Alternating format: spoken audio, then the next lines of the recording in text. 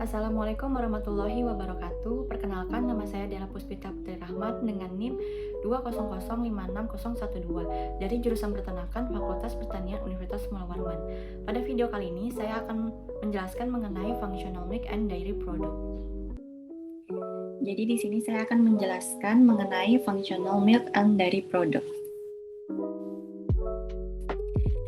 Jadi poin-poin yang akan saya bahas, yang pertama definisi susu, yang kedua kandungan gizi susu, yang ketiga manfaat susu, yang keempat jenis-jenis susu, yang kelima produk susu dan turunannya, yang keenam contoh-contoh produk susu. Definisi susu. Susu merupakan cairan bergizi berwarna putih yang dihasilkan oleh binatang mamalia betina.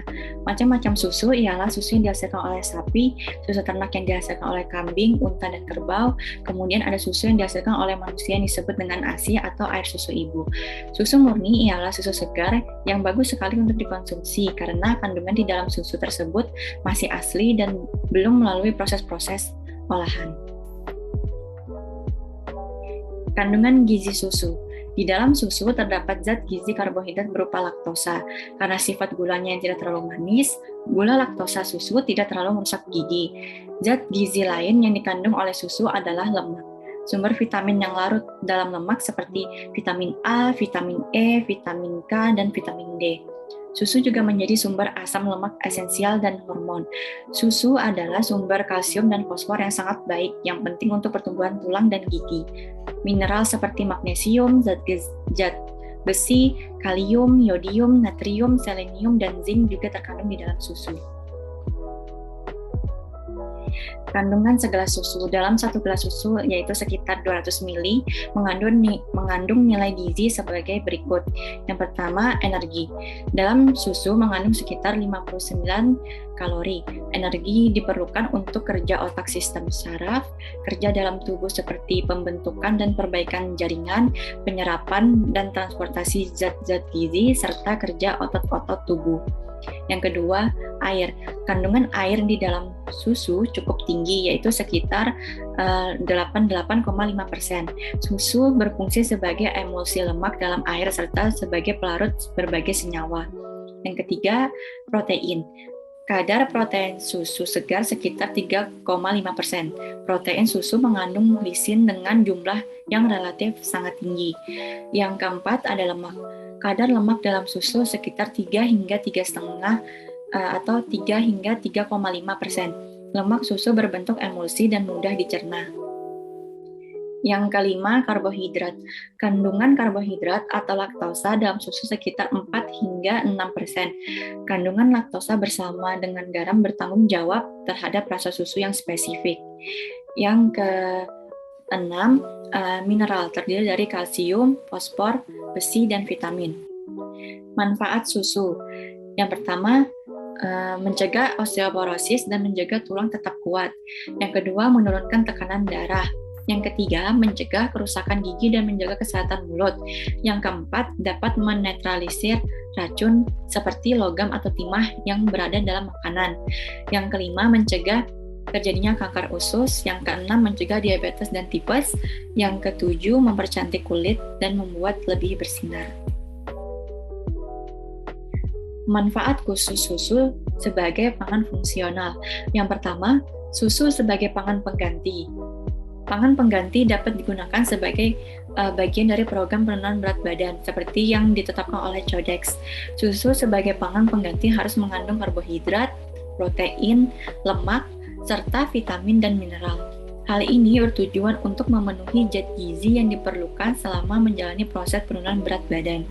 Yang kedua, susu sebagai pangan khusus bagi penderita diabetes. Di pasaran kini juga tersedia susu yang diformulasi khusus bagi penderita diabetes. Karena penderita diabetes harus membatasi asupan gula maupun karbohidrat sederhana lainnya. Susu bebas gula menjadi ciri khas produk tersebut. Selain itu, susu untuk penderita diabetes seringkali juga dilengkapi dengan kromium yang telah terbukti dapat meningkatkan sensitivitas insulin serta menurunkan kadar gula darah. Yang ketiga, susu untuk membantu menurunkan kolesterol. Kolesterol tinggi pemicu faktor resiko penyakit jantung koroner yang disebabkan karena pola konsumsi dan aktivitas yang tidak sehat. Di samping obat-obatan penurun kolesterol, kini tersedia susu yang dapat membantu menurunkan kolesterol. Bahan fungsional yang sudah banyak digunakan untuk menurunkan kolesterol adalah fitosterol, serat OAT, dan serat inulin. Omega 3 juga ditambahkan pada jenis susu ini karena omega 3 dikenal dapat membantu melancarkan peredaran darah. Yang keempat, susu untuk kecantikan kulit. Sejalan dengan bertambahnya usia, jaringan kolagen yang terdapat di kulit semakin berkurang. Padahal jaringan ini berperan penting dalam menjaga kelembapan dan elastisitas kulit. Kini juga terdapat susu yang diformulasikan khusus untuk menjaga kelembapan kulit. Susu jenis ini diformulasikan dengan vitamin-vitamin yang berfungsi sebagai antioksidan. Vitamin C misalnya berperan dalam pembentukan jaringan kolagen. Yang kelima, susu untuk membantu pembentukan otot. Protein sangat diperlukan untuk pertumbuhan, pembentukan, dan memperbaiki jaringan tubuh yang rusak, dan juga untuk kelancaran reaksi-reaksi dalam tubuh. Susu memang merupakan sumber protein hewani yang mengandung asam amino esensial yang lengkap. Susu yang dipasarkan khusus untuk membantu pembentukan otot para pria umumnya diformulasikan dengan kandungan protein yang tinggi dan lemak yang rendah. Susu jenis ini sering sekali juga dilengkapi dengan asam amino tertentu seperti leucin, isoleucin, dan valin. Beberapa bukti ilmiah menunjukkan bahwa asam amino esensial ini memegang peranan sangat penting dalam pembentukan, pemeliharaan, dan perbaikan jaringan otot. Jenis-jenis susu. Yang pertama, full cream, mengandung 4% lemak dan umumnya banyak mengandung vitamin A dan vitamin D. Yang kedua, low fat, susu rendah lemak karena kandungan lemaknya hanya setengah dari susu full cream. Yang ketiga, skim, susu yang kandungan lemaknya lebih sedikit, yaitu kurang dari 1%. Yang keempat, susu evaporasi, yaitu susu yang telah diuapkan sebagian airnya sehingga menjadi kental. Mirip dengan susu kental manis, tetapi susu jenis ini lebih tawar. Yang kelima, susu pasteurisasi, susu yang melalui proses pasteurisasi atau dipanaskan dengan suhu 65 hingga 80 derajat Celcius selama 15 detik untuk membunuh bakteri patogen yang dapat menyebabkan penyakit. Yang keenam, flavored. Sebenarnya susu full cream atau low fat yang ditambahkan rasa tertentu untuk variasi, misalnya susu coklat, stroberi, pisang, dan rasa lainnya. Umumnya memiliki kandungan gula yang lebih banyak karena adanya penambahan rasa. Yang ketujuh, calcium enriched, susu yang ditambah dengan kandungan kalsium dan kandungan lemaknya yang telah dikurangi. Yang kedelapan, UHT, merupakan singkatan dari ultra high temperature. Susu jenis ini adalah susu yang dipanaskan dalam suhu tinggi, yaitu sekitar 140 derajat Celcius selama kurang lebih 2 detik, yang kemudian langsung dimasukkan ke dalam karton kedap udara. Susu ini dapat disimpan untuk waktu yang lama. Yang ke-9, CLA. Susu ini bermanfaat bagi orang yang ingin merampingkan tubuh. Kepanjangan dari CLA adalah conjugated linoleic acid yang akan membantu dalam pembentukan otot dan mempercepat pembakaran lemak. Ciri-ciri kualitas susu yang bagus. Yang pertama, warna putih ke kuning-kuningan. Yang kedua, tidak ada bagian yang terpisah atau homogen. Yang ketiga, bau tidak menyimpang seperti berbau amis, masam, dan bau kandang. Yang keempat, konsistensi tidak encer. Yang kelima, bersih dalam artian tidak ada kotoran. Produk susu dan turunannya. Produk olahan susu dan turunannya biasa disebut sebagai dairy product. Produk ini bisa disajikan dalam bentuk siap makanan atau bisa juga menjadi bahan dasar untuk berbagai makanan. Contohnya yang pertama keju. Keju merupakan produk fermentasi susu, dihasilkan dengan cara memisahkan zat padat dalam susu menggunakan bantuan enzim atau bakteri. Ada banyak jenis keju dan setiap jenisnya dibuat dari jenis susu berbeda dengan proses pembuatan yang berbeda pula. Yang kedua, yogurt. Pada dasarnya, yogurt dapat dibuat dari berbagai jenis susu, termasuk dari soya yang relatif aman dikonsumsi anak yang memiliki alergi atau intoleransi susu sapi. Namun, kebanyakan produk yogurt yang tersedia saat ini terbuat dari susu sapi. Yang ketiga, kefir. Kefir adalah minuman kental terbuat dari susu yang difermentasikan menggunakan bibit kefir, seperti halnya yogurt. Kefir juga umumnya terbuat dari susu sapi. Sebagian besar protein susu masih terkandung dalam kefir.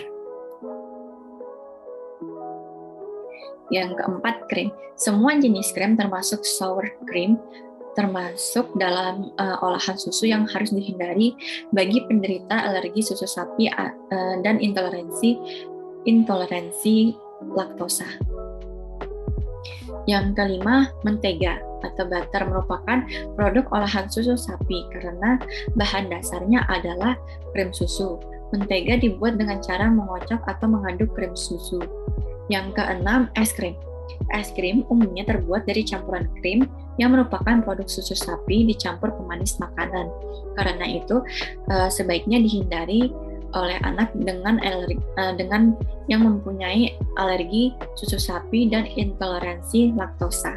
Yang ketujuh, custard adalah bahan makanan yang dibuat dari krim atau susu dicampur kuning telur sehingga membentuk konsistensi yang lebih kental. Contoh-contoh produk susu.